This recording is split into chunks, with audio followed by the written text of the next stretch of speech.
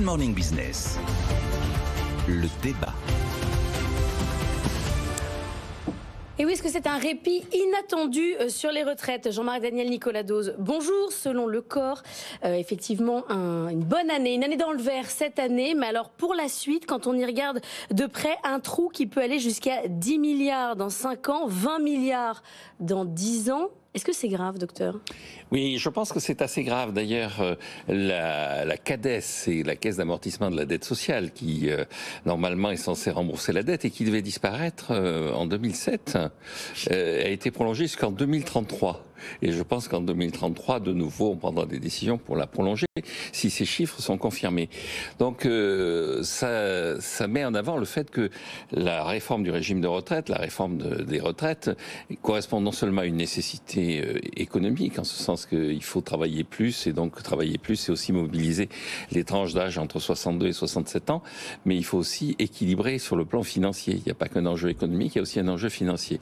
Alors, ce qu'il y a d'intéressant, je trouve, dans ce que dit le corps, c'est d'abord, il y avait une attente, une espérance avec le fait que, une espérance d'ailleurs est peut-être un mot un peu abusif, avec le fait que les boomers qui sont à la retraite maintenant ou qui prennent leur retraite étaient nombreux, c'est l'origine de leur mot, de leur nom, et donc ils sont appelés, hélas, à disparaître dans les quelques décennies qui viennent.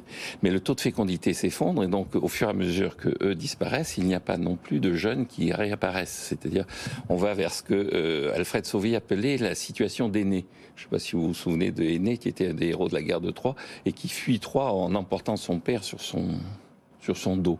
Et la situation d'aîné, c'est quand vous avez un retraité pour un actif. Et on tend vers une situation aînée. Donc l'aspect démographique ne sera plus positif.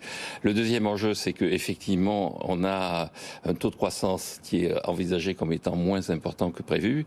Il y a eu un grand colloque du corps au mois de novembre dernier pour essayer de faire établir ces hypothèses économiques par 84 économistes. Et ils sont tombés d'accord sur l'idée qu'on avait plutôt une productivité qui va évoluer de 0,7 à 1,6% que de 1 à 2%. Et puis le dernier élément qui joue, c'est que le taux de chômage, là aussi, il ne croit pas aux 5% de taux de chômage. Donc il y a tout un tas de paramètres qui font que le système va potentiellement à la faillite, et donc il faut travailler plus, non seulement pour gagner plus, mais aussi pour payer nos aînés.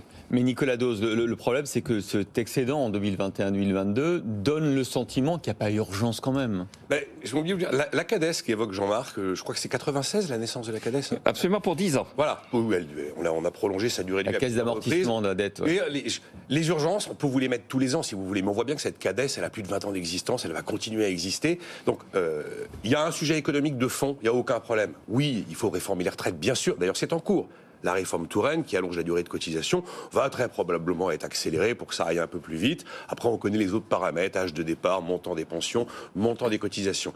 On va un jour se retrouver à un actif pour un retraité. On sait que les retraites, c'est un quart de la dépense publique française. On a 4 points de PIB en plus par rapport à ce qui se pratique dans les pays voisins. Mais là, moi, je le vois plus comme un sujet politique qu'un sujet économique maintenant. Bah oui. Parce que visiblement, ce qui se trame, c'est que là où nous présentons une réforme des retraites qui devrait commencer à s'émousser aux alentours de l'été 2023, il semblerait qu'il y ait un amendement qui soit d'ores et déjà prévu pour être glissé dans la loi de finances de la sécurité sociale dès l'automne qui vient. Et est-ce qu'il y a une urgence à mettre la France dans la rue maintenant ou pas? Je pense que politiquement, vouloir précipiter la réforme de retraite en se disant on va gagner 9 mois sur un système qui est quand même structurellement déficitaire depuis des années, avec une dégradation, on leur le disait, oui effectivement, on sera à 7 milliards et demi de trous, puis on va monter à 20 milliards de trous. Vous avez vu Jean-Marc, il dit un peu plus, un peu moins, on s'en fiche. Non mais c'est courage fuyant. C'est pas ça. Il n'en est pas à 2 mois, quoi. Mais je dis simplement que je pense que politiquement, vous avez l'assurance de mettre presque tout le monde dans la rue avec les retraites, vous avez l'assurance que ça ne se produira pas avec l'assurance chômage. Évidemment, c'est l'un des éléments centraux de travailler plus en France. Mais l'urgence à rallumer la mèche maintenant, je pense qu'elle n'est pas là. Jean-Marc, vous n'allez pas laisser dire ça quand même. Mais non, de retard en retard, on a prolongé la CADES de 2007 à 2033. Oui, et donc, il y a un moment où il faut avoir du courage. C'est faire de la politique, c'est gouverner. De toute façon, le corps observe. Alors d'abord, les prévisions du corps, pour une fois, ne sont pas hyper optimistes. Elles sont un peu plus réalistes, notamment sur les gains de productivité, sur le niveau de la fécondité, sur l'espérance de vie. Et le corps observe que mécaniquement, l'âge effectif, l'âge réel de départ, il va monter. Il va monter et il nous dit qu'on est à 62,6 en 2021, on sera à 64,6 en 2050. Il y a une déformation mécanique du système. De là à mettre tout le monde dans la rue maintenant avec une réforme qui est politiquement intenable, je suis pas sûr. C'est pour ça que le MEDEF a tendance à dire qu'il faut choisir sa réforme. Oui, le MEDEF, lui, il veut pas de réforme. Mais ça tombe bien parce que Patrick Martin est dans le couloir et il fait les gros yeux. Donc il arrive tout de suite. Merci à tous.